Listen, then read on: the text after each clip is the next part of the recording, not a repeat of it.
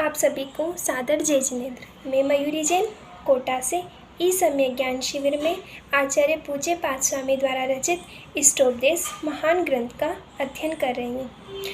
वैसे तो पारस भैया जी ने हमें सभी श्लोकों का अर्थ बहुत अच्छे से बहुत सरल भाषा में समझाया है, परंतु परीक्षा के नियम के अनुसार मैं आपको श्लोक नंबर 3 का अर्थ समझाने का प्रयत्न कर रही हूँ। इससे पहले वाले श्लोक में योग्योपादान योगेन दृष्टः स्वर्णिता मता द्रव्यादि स्वादि संपत्ता वात्मनो अप्यात्मता मता। इस श्लोक में एक जिज्ञासु बालक के मन में जिज्ञासा होती है और वह आचार्य श्री से कहता है कि जब आचार्य श्री एक योग्य निमित्त और उपादान के मिल जाने से ही हमें आत्मा का स्वरूप पता लग सकता है, हम आत्मा के स्वरूप को जान सकते हैं, तो फिर हम व्रत को धारण करके शरीर को कष्ट देकर व्रतों को धारण करने से हमें क्या लाभ है। तो इसके समाधान में आचार्य श्री कहते हैं, वरम व्रते पदम देवम नारव्रतेवत नारिकम छाया तपस्थयोर्भेदः प्रतिपाल्यतोर महान।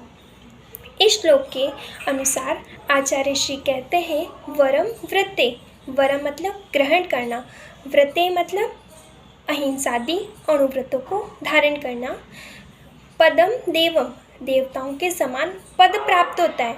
आगे लिखा है नारव्रतेवत, इसका अगर हम संधि विच्छेद करें तो हमें मिलता है न मतलब नहीं करना चाहिए।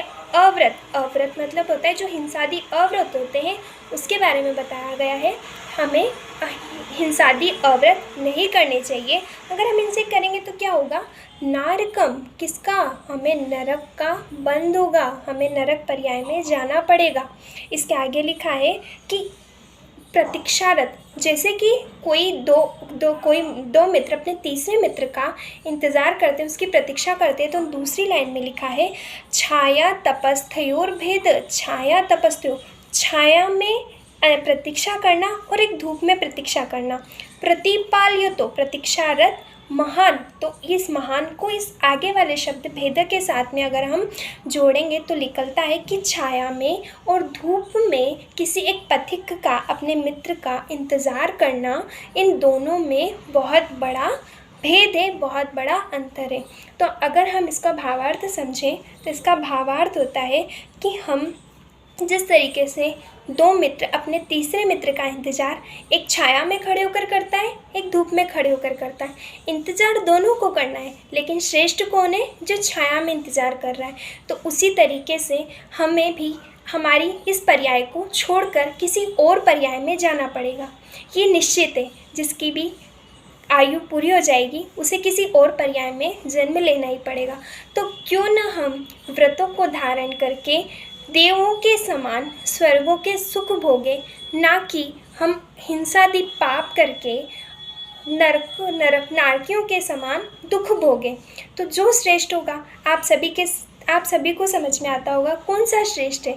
हम स्वर्गों के सुख भोगना चाहते हैं या नरकों के कष्टों को भोगना चाहते हैं, तो सभी स्वर्गों के सुख भोगना चाहते हैं। इसीलिए हमें इस पर्याय में व्रतों को धारण करना चाहिए, हमें छोटे छोटे नियमों की पालना करनी चाहिए।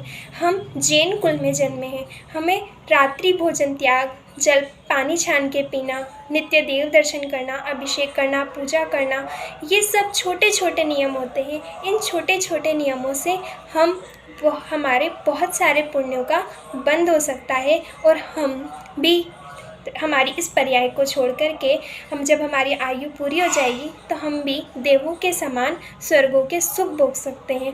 तो इसी तरीके से आचार्य श्री ने इस श्लोक में उस बालक की जिज्ञासा का समाधान किया।